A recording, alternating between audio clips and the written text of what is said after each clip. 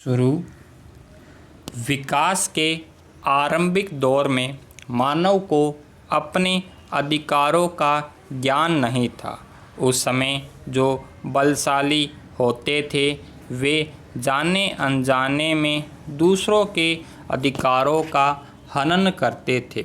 धीरे धीरे शिक्षा और सभ्यता के विकास के साथ साथ मानव का मन मस्तिष्क भी परिष्कृत होता गया और अधिकार बोध के साथ साथ उनमें अधिकारों को प्राप्त करने की इच्छा भी जागृत हुई। तब मानव ने अपनी बुद्धि एवं विवेक से जियो और जीने दो का सिद्धांत गढ़ा। अब वह दूसरों की खुशी में खुश होना और दूसरों के दुख में दुखी होना सीख चुका है। दूसरों की पीड़ा से व्यवस्थित होकर नज़ीर बनारसी कह उठते हैं कि मानवाधिकार से अभिप्राय मौलिक अधिकार एवं स्वतंत्रता से है, जिससे सभी मानव प्राणी हकदार है। अधिकारों एवं स्वतंत्रताओं के उदाहरण के रूप में जिनकी गणना की जाती है उनमें राजनीतिक एवं नागरिक अधिकार सम्मिलित है, जैसे कि जीवन और स्वतंत्र रहने का अधिकार, अभिव्यक्ति की स्वतंत्रता और कानून के समक्ष समानता एवं आर्थिक, सामाजिक और सांस्कृतिक अधिकारों के साथ ही साथ सांस्कृतिक गतिविधियों में भाग लेने का अधिकार, भोजन का अधिकार, काम करने का अधिकार एवं शिक्षा का अधिकार। भारतीय संविधान के भाग 3 के अनुच्छेद 14 से लेकर 35 के द्वारा नागरिकों को विभिन्न प्रकार के अधिकार दिए गए हैं। मानवाधिकारों की रक्षा को विश्व भर में सुनिश्चित करने वाली एक अंतर्राष्ट्रीय संस्था है, जिसका मुख्यालय लंदन में है। पैरा मानवाधिकार का इतिहास। वैसे तो मानवाधिकारों की अवधारणा का इतिहास बहुत पुराना है, पर इसकी वर्तमान अवधारणा द्वितीय विश्व युद्ध के विध्वंस के परिणाम स्वरूप तब विकसित हुई जब वर्ष 1948 में संयुक्त राष्ट्र संघ की महासभा ने मानवाधिकारों की सार्वभौमिक घोषणा को स्वीकार किया। मानवाधिकारों का उल्लेख प्राचीन ग्रंथों आदि में भी मिलता है।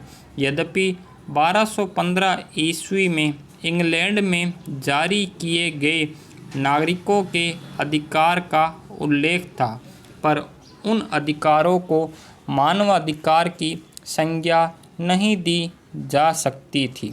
पैरा 1535 ईस्वी में जर्मनी के किसानों द्वारा प्रशासन से मांगे गए अधिकारों की 12 धाराओं को यूरोप में मानवाधिकारों का प्रथम दस्तावेज कहा जा सकता है।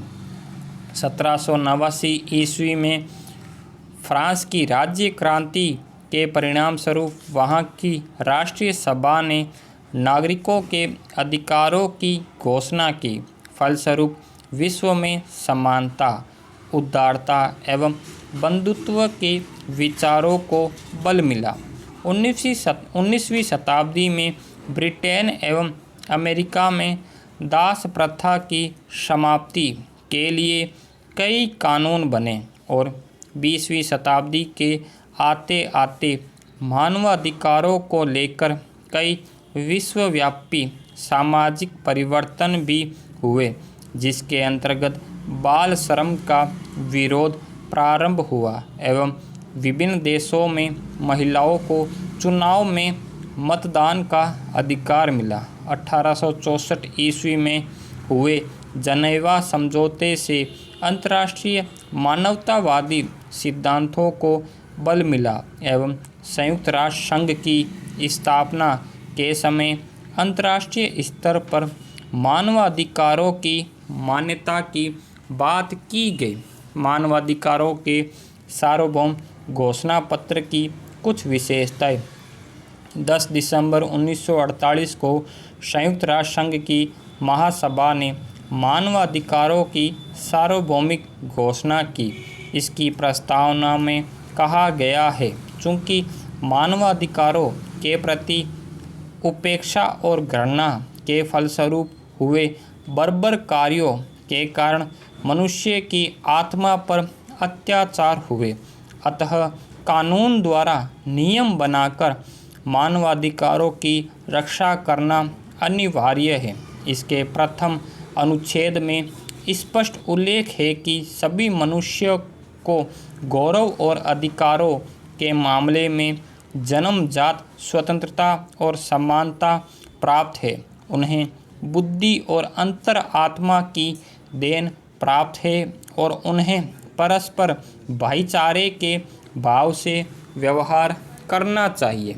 इसके बाद अनुच्छेद 2 में कहा गया है कि प्रत्येक व्यक्ति को इस घोषणा में स्वतंत्रता और सभी अधिकारों को प्राप्त करने का हक है और इस मामले में जाति, वर्ण, लिंग, भाषा, धर्म, राजनीति या अन्य विचार प्रणाली, किसी देश या समाज विशेष में जन्म, संपत्ति या किसी प्रकार की अन्य मर्यादा आदि के कारण भेदभाव नहीं किया जाएगा। इसके अतिरिक्त चाहे कोई देश या प्रदेश स्वतंत्र हो, संरक्षित हो या स्वशासन रहित हो अथवा परिमित प्रभुसत्ता वाला हो, उस देश या प्रदेश की राजनीतिक, क्षेत्रीय या अंतर्राष्ट्रीय स्थिति के आधार पर वहाँ के निवासियों के प्रति कोई भेदभाव नहीं किया जाएगा।